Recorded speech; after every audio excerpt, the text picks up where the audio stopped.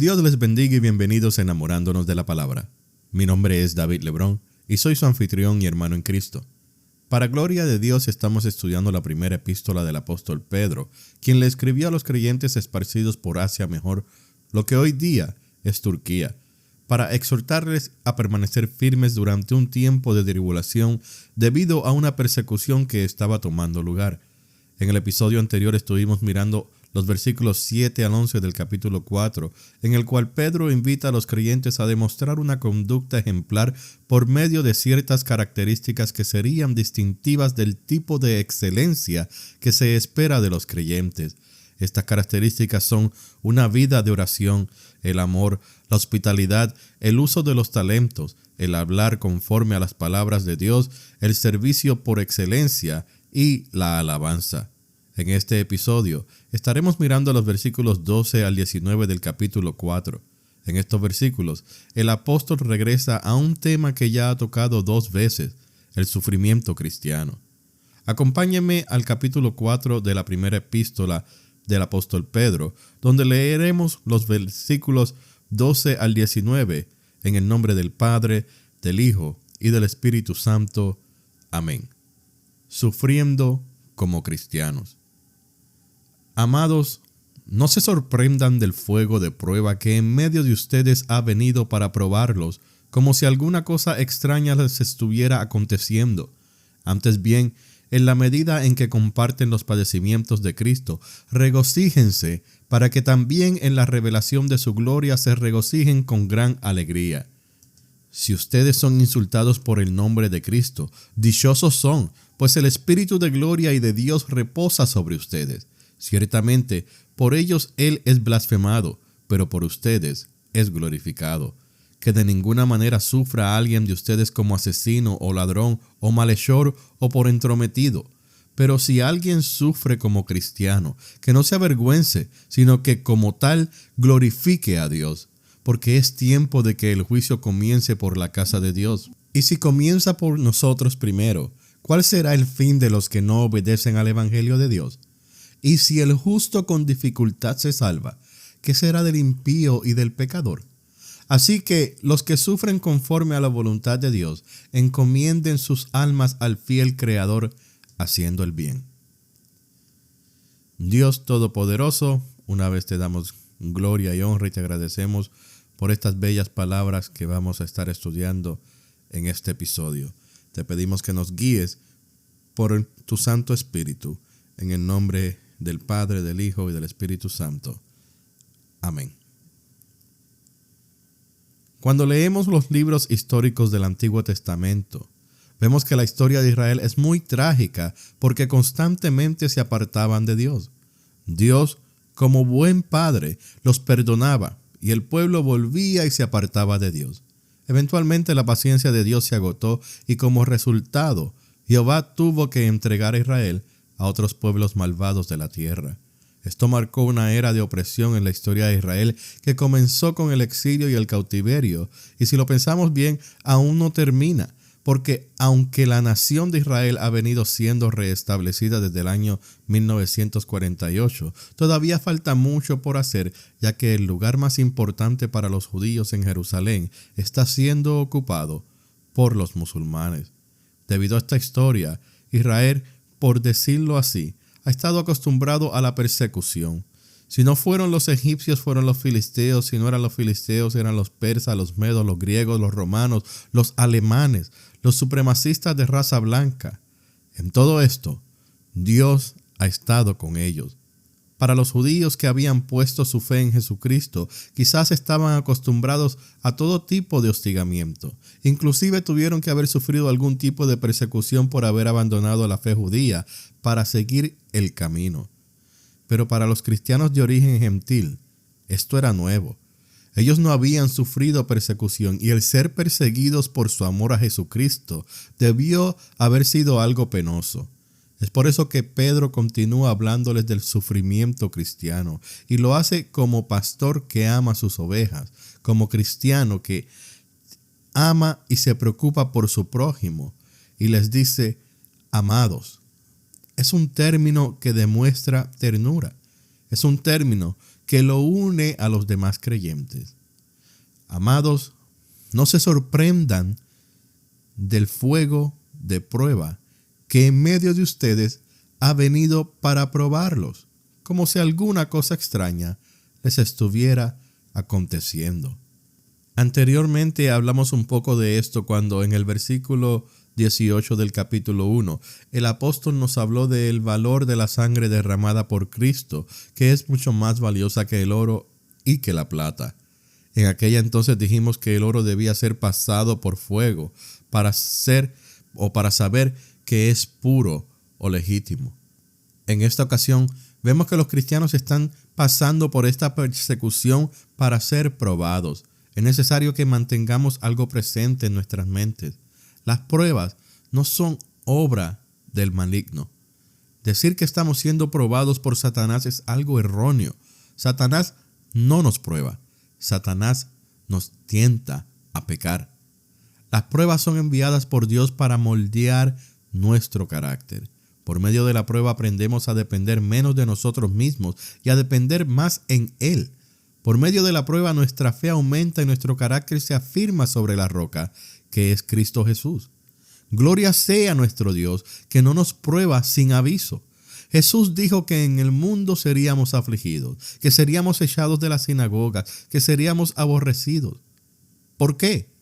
Por causa de Él, porque le seguimos y continuamos predicando el mensaje de salvación. Entonces Pedro, al traer esta palabra de exhortación, le dice a los creyentes: no se sorprendan por esta prueba. Esto no es nada nuevo. Recordemos que en el libro de los Hechos de los Apóstoles vemos varias persecuciones en contra de la iglesia. Capítulo 4 de Hechos, los saduceos se levantan en contra de la iglesia. Capítulo 5, otra vez los saduceos, y esta vez arrestan y azotan a los apóstoles. Capítulo 8, Saulo va casa por casa para arrestar a los cristianos. Capítulo 12, Herodes decide perseguir a los apóstoles, líderes de la iglesia. La historia de la iglesia registra muchos instantes en que ha sido perseguida. Y les digo algo más, aún continúa siendo perseguida. La historia de la iglesia omite el nombre de muchos mártires que dieron su vida por causa del evangelio, y es algo que no podemos olvidar o ignorar. Que quizás nosotros estemos en un lugar cómodos y no sintamos la persecución, eso no significa que no la hay. Y les pido que si usted vive en un lugar en el que el 95% de la población se identifica como cristianos, entonces ore por aquellos que viven en lugares donde la población cristiana no llega ni al 50%. Ahora miremos el versículo 13. Antes bien, en la medida en que comparten los padecimientos de Cristo, regocíjense, para que también en la revelación de su gloria se regocijen con gran alegría. Les mencioné algunas de las persecuciones del comienzo del libro de los Hechos, y entre ellas les mencioné el capítulo 5, cuando los apóstoles fueron arrestados y azotados. ¿Saben cuál fue la reacción de los apóstoles después de ser azotados? Dice en Hechos, capítulo 5, versículos 40 al 42. Ellos aceptaron su consejo, refiriéndose a que los saduceos aceptaron el consejo de Gamaliel. Y después de llamar a los apóstoles, los azotaron y les ordenaron que no hablaran más en el nombre de Jesús, y los soltaron.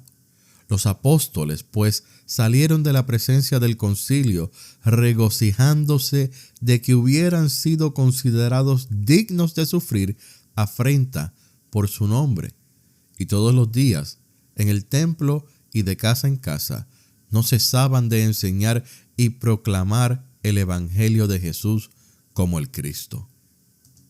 Los apóstoles se regocijaron de haber sido considerados dignos de sufrir afrenta por su nombre. En un momento en que debieron haber estado sufriendo y padeciendo por la persecución que se había desatado en su contra, en vez de estar llorando y lamentándose por los azotes, los apóstoles se regocijaron de que fueron considerados dignos de sufrir. ¿Quién celebra después de una golpiza? Nadie. Pero el cristiano no mira el sufrimiento como algo negativo. Miremos lo que Pablo le escribe a los Corintios en el capítulo 6 de su segunda carta, comenzando en el versículo 4.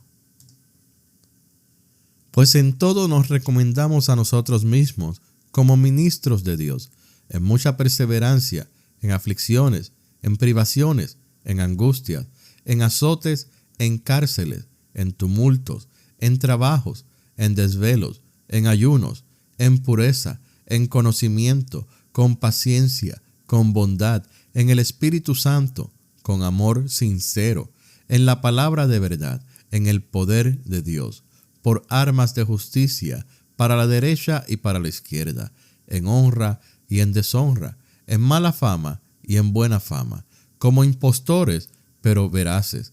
Somos tratados como desconocidos, pero bien conocidos, como moribundos, pero vivimos, como castigados, pero no condenados a muerte, como entristecidos, pero siempre gozosos, como pobres, pero enriqueciendo a muchos, como no teniendo nada, aunque poseyéndolo todo.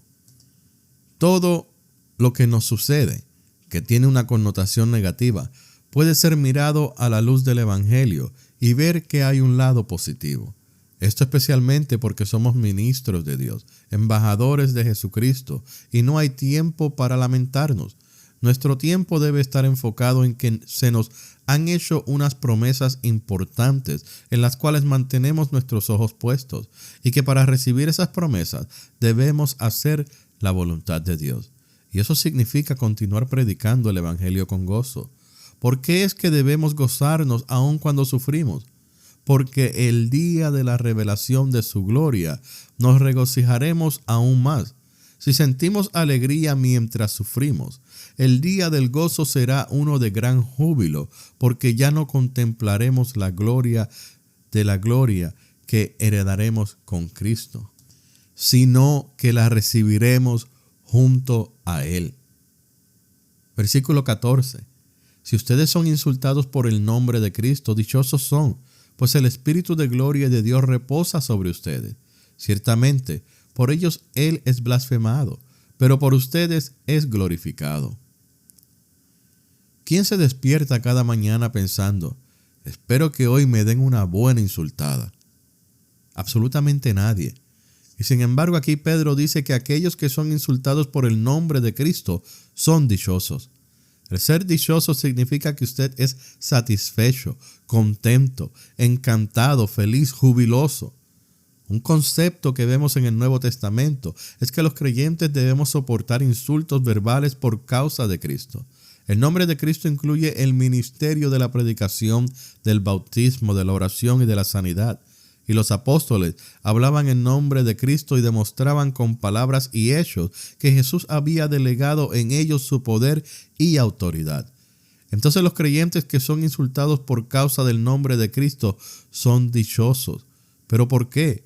Porque el Espíritu de gloria y de Dios reposa sobre nosotros. Isaías escribió que el Espíritu de Dios estaba sobre el Cristo. Ahora el mismo Espíritu está sobre y en los creyentes para que podamos darle gloria a Dios. Jesús glorificó al Padre en todo lo que hizo y dijo, como imitadores de Cristo, que también tienen al Espíritu Santo sobre ellos. Los creyentes deben sentirse dichosos. No solo somos dichosos porque hemos sido considerados dignos de sufrir por causa de Cristo, sino que también somos dichosos porque hemos sido considerados dignos de tener el Espíritu de Dios en nosotros. Y esto es importante para la vida ejemplar del cristiano, porque si el mundo nos quiere acusar de ser cristianos, pues que lo hagan porque no mienten. Somos cristianos y con mucha honra lo podemos decir. Ese término que comenzó a ser utilizado como forma de burla, hoy es nuestro galardón. Que no nos acusen de ser asesinos o ladrones o malhechores o entrometidos, porque no estamos en el mundo haciendo las obras del diablo. Nuestra naturaleza pecaminosa debe de estar bien lejos de la nueva criatura que somos en Cristo. Pero debemos sentir honra al que nos acusen de ser cristianos. Qué bien se siente entrar a un lugar y que rápidamente reconozcan que somos cristianos. Y más aún cuando estamos haciendo las obras de la voluntad de Dios para su gloria y su honra. Hay un contraste entre el versículo 15 y el 16. Y es que en el 15 vemos que a las personas se les puede acusar de algunos delitos que reciben su castigo bajo el peso de la ley humana. Si la persona cometió el delito, debe cumplir con una sentencia que le causará cierto sufrimiento. Este sufrimiento es desde el punto de vista humano. Mas, sin embargo, en el versículo 16 vemos que el delito del que es acusado el creyente es el de seguir a alguien o ser discípulo de alguien. En este caso, Jesucristo. Mire que en aquellos tiempos había muchas escuelas de filosofía y todos esos filósofos tenían sus discípulos, sus seguidores. Por más controversial que alguno de aquellos filósofos de la época fuese, sus discípulos nunca fueron perseguidos como lo ha sido la iglesia, que son discípulos de Cristo. Ser seguidor de Cristo tiene tanto un precio como una recompensa. El precio es el sufrimiento que viene por medio de la persecución de aquellos que no tienen una conciencia limpia. El precio es el saber que hemos sido elegidos para ser linaje escogido y hemos sido dados el cuidado de algo sumamente valioso, el mensaje y misterio del Evangelio. Esto nos lleva a vivir con una conciencia limpia para poder defendernos sin vergüenza alguna. La palabra cristiano solamente aparece en el Nuevo Testamento 3 veces. Y cuando Pedro escribió su carta, la escribió cuando las persecuciones instigadas por el emperador Nerón se estaban llevando a cabo y el nombre del cristiano constituía una acusación. Muchas crueldades se llevaron a cabo contra los cristianos después del incendio en Roma en el año 64. Incendio que muchos historiadores dicen fue iniciado por el mismo Nerón para acusar a los cristianos. Con todo y esto, Pedro continúa exhortando a los lectores a sufrir como cristianos y les dice que no se avergüencen. Es muy importante que no sintamos vergüenza cuando somos despreciados, burlados o tratados con desdén, porque mientras sentimos vergüenza, no damos testimonio de Cristo. Si no sentimos vergüenza, entonces podemos alabar a Dios. El mismo apóstol que una vez se avergonzó y negó a Jesús 3 veces, ahora dicen, alaben a Dios en el momento en que les toque sufrir por el nombre de Cristo. Versículos 17 y 18. Porque es tiempo de que el juicio comience por la casa de Dios. Y si comienza por nosotros primero, ¿cuál será el fin de los que no obedecen al evangelio de Dios? Y si el justo con dificultad se salva, ¿qué será del impío y del pecador? Los profetas Jeremías, Ezequiel y Amós transmitieron el mensaje acerca del juicio de Dios sobre su pueblo y sobre el mundo. Israel, el pueblo escogido por Dios, no quedará sin castigo por causa de su pecado. La declaración de Pedro se parece a los pasajes del Antiguo Testamento. El pueblo de Israel se negaba a escuchar a Dios cuando Él hablaba por medio de sus profetas, y a su tiempo llegó el momento del juicio, en que Dios castigó severamente la casa de Israel y la casa de Judá. Los lectores de la carta también son escogidos de Dios que sufren por Cristo. Por esta razón Pedro los llama dichosos. Este pueblo recibe el juicio de Dios no en forma de la condenación, más bien en el nombre de Cristo como exonerados, justificados. Por esto Pedro escribe, porque es tiempo de que el juicio comience por la casa de Dios. Esto significa que el juicio debe comenzar en la casa de Dios y luego pasa a aquellos que no son miembros de su familia. Miremos que Pedro utiliza la palabra juicio y no castigo. Dios nunca castigará a su pueblo escogido porque Cristo sufrió en lugar de ellos. Dios ha hecho posible que los justos escapen de la condenación por medio de la remisión de los pecados. Él acerca a los justos a Él por medio de adversidades y por medio de Cristo les lleva a una relación perdonada y restaurada consigo mismo.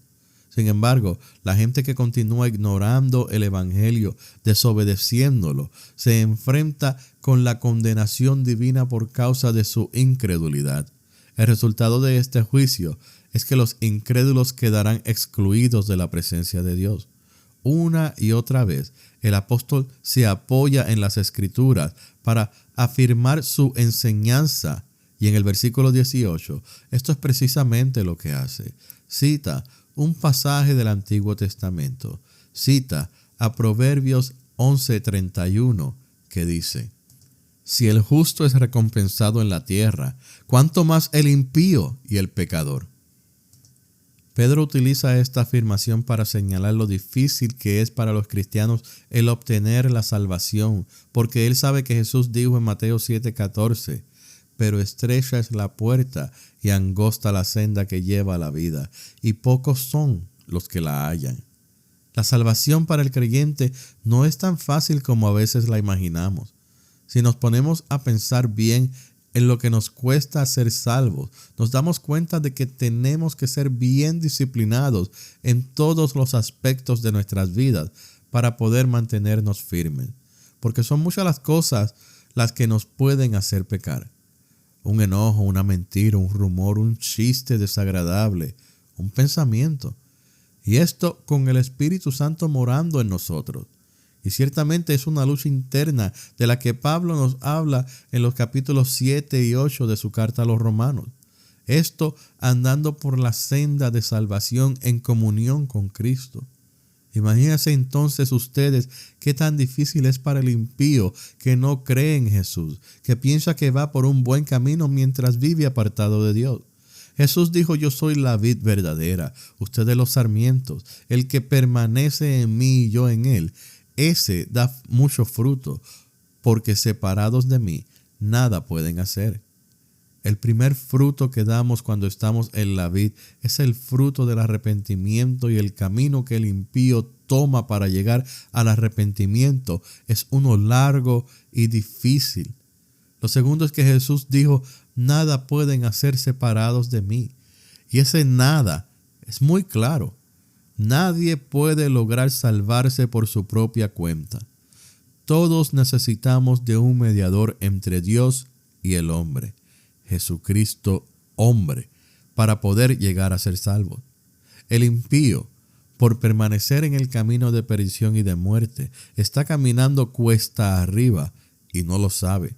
Debemos continuar predicando el evangelio en tiempo y fuera de tiempo, para que todas esas almas que han sido predestinadas respondan al mensaje de salvación. Versículo 19. Así que los que sufren conforme a la voluntad de Dios encomienden sus almas al fiel Creador, haciendo el bien. El tema del sufrimiento cristiano a veces no se toca mucho. Jesús no nos escondió que sufriríamos. Debemos leer nuestras Biblias frecuentemente y escudriñar en ellas para conocer el verdadero significado de nuestro sufrimiento. Pedro le escribe a creyentes, personas del pueblo de Dios, especialmente a aquellos que experimentan sufrimientos y dificultades. Pero debemos recordar que nada sucede fuera de la voluntad de Dios y que Dios tiene el control de toda situación. Por eso Pedro le dice a los lectores: encomienden sus almas al fiel Creador.